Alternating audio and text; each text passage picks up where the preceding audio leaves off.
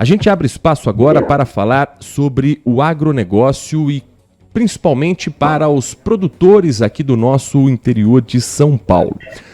Um recente projeto de decreto estadual de número 68.178 vem causando uma apreensão no produtor rural do estado de São Paulo. Isso por conta de algumas mudanças que impactam diretamente no crédito para esses produtores rurais. Sobre esse assunto, o Manhã Bandeirantes conversa agora ao vivo com o Gustavo Venâncio, que é diretor comercial da Lastro Agronegócio, uma empresa de consultoria tributária aos produtores rurais. Gustavo Venâncio, muito bom dia, obrigado por estar conosco aqui no Manhã Bandeirantes. Bom dia, tudo bem? Bom dia a todos, obrigado pela oportunidade.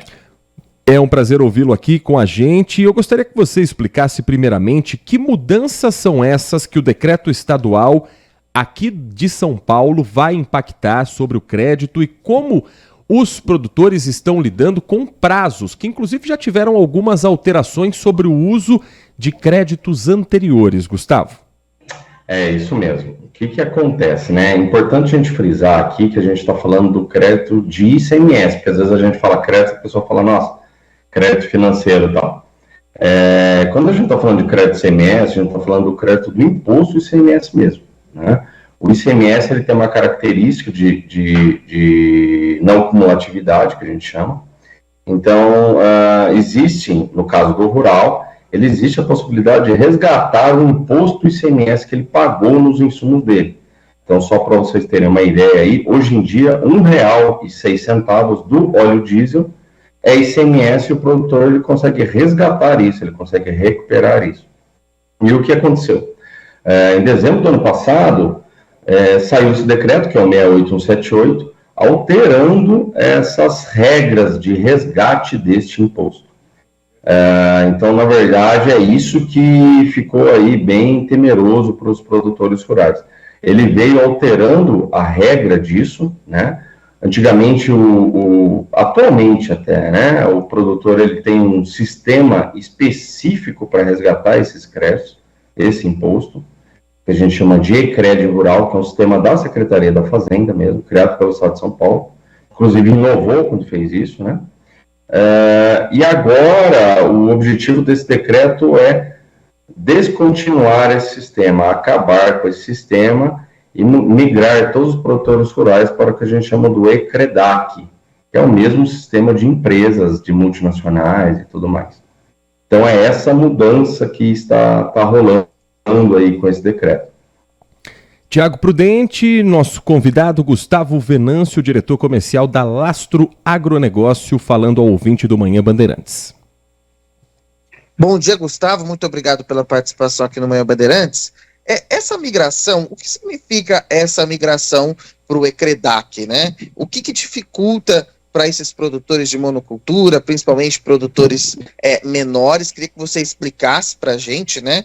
O que muda nessa migração do sistema e o que causa essas dificuldades até para a recuperação desse crédito ICMS, e também se você sabe se há uma movimentação para um diálogo com o governo do estado, com o governador Tarcísio, com a Secretaria da Fazenda, para mostrar essas dificuldades que vão ser impostas com essa migração. Se você sabe se há esse contato e essa conversa. E quando a gente fala de monocultura, e aí eu fiquei pensando na cana-de-açúcar, que, por exemplo, no estado de São Paulo, a gente tem essa cultura espalhada por todo o estado. E eu fiquei pensando na quantidade de pessoas que seriam afetadas, em pequenos produtores. E aí eu queria que você explicasse esses dois pontos. Primeiro, o que significa essa migração e por que ela causaria uma dificuldade. E segundo, se há um contato com o governo do estado, com o governador Tarcísio, para explicar as dificuldades que vão ser impostas com essa mudança. Bom dia, Tiago. Boa pergunta sua, porque é o seguinte, primeiro, né, respondendo a primeira situação. Quando a gente está falando hoje em dia do E-Crédito Rural, ele é um sistema feito para o produtor, então ele leva em consideração o que o produtor gasta. Então, como eu dei o exemplo aqui, né, R$ 1,06 óleo diesel, o ICMS ele resgata esse R$ 1 total. Quando a gente está falando da migração desse sistema para o ECREDAC, O ECREDAC, ele existe basicamente, na maneira simplificada dele, ele não leva em consideração só os gastos do produtor, e sim também o faturamento.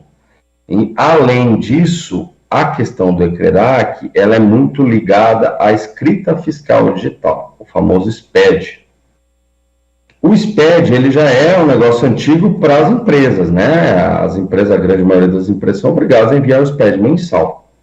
Agora, quando eu coloco essa obrigação para um produtor rural, então você imagina o tamanho da burocracia que isso vai aumentar para o produtor rural. Então, na verdade, ele vai ter que ter escrituração fiscal digital mensal. Então, você imagina aí, para um produtor conseguir recuperar esse valor, ter que fazer todos esses documentos mensalmente durante o ano todo e tudo mais, tal. Então, isso é um principal impacto. O que é? O ECREDAC, ele exige obrigações, que a gente chama de obrigações acessórias. E nessas obrigações acessórias, aumenta muito mais a burocracia, impactando principalmente os pequenos. Quando a gente está falando de cana-de-açúcar, e muito bem lembrado aí por você, a cana ela tem uma entre-safra bem conhecida, né? O início do ano para o produtor de cana, ele praticamente não tem faturamento. Ou se ele tem algum resquício da safra anterior, do ano anterior. Durante esse período, como o sistema ECREDAC leva em consideração a venda, por mais que ele tenha investido na lavoura dele, por mais que ele tenha gasto óleo diesel, adubo e tudo mais, ele vai recuperar 0 de ICMS nesse período. Então, quando a gente está falando atualmente, como leva em consideração o gasto, nesse período que ele está investindo, né, a gente está falando de cana, mas vamos supor aí que ele reformou o canavial dele. Ele vai ficar um tempo aí maior ainda para conseguir atingir a produtividade auge daquela lavoura. E aí piorou, né? Na verdade, você vai ter um investimento, você vai ter um gasto, e você só vai conseguir recuperar quando você vender. Então, se a gente está falando aí de cana, vamos falar de laranja, que o cara demora 4, 5 anos para obter um faturamento daquele pomar novo, daquele pé novo de laranja, ele vai ter R$0 de ICMS. E aí, o que aconteceu? Respondendo a sua última pergunta. Quando veio esse decreto, depois veio um decreto que é número 68406, justamente fazendo isso, prorrogando o prazo disso e criando um grupo de trabalho, um grupo de estudo para discutir isso.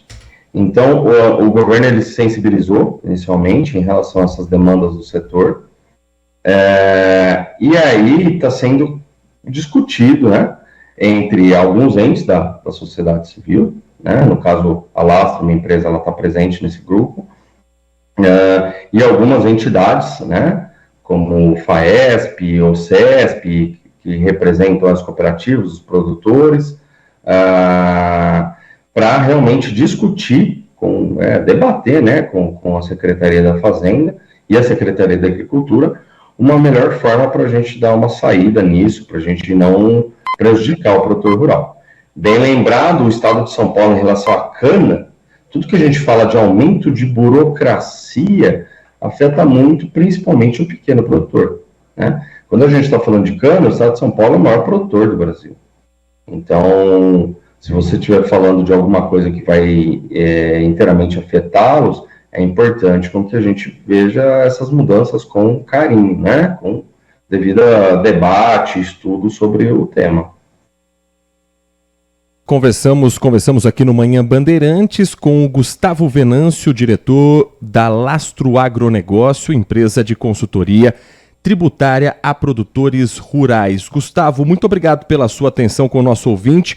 Um bom dia, um bom final de semana a você e a toda a sua equipe também. Obrigado, pessoal. Agradeço pela oportunidade, agradeço por dar espaço ao agro, né? Tão importante para o Brasil e Estado de São Paulo interior. E estou à disposição aí para qualquer pergunta, para qualquer dúvida, para novas conversas. Conforme a gente for avançando no grupo de estudo, a gente vai mostrando aí e colocando para vocês o andamento disso. Tá combinadíssimo, Gustavo. Um bom dia para você, bom trabalho a toda a sua equipe.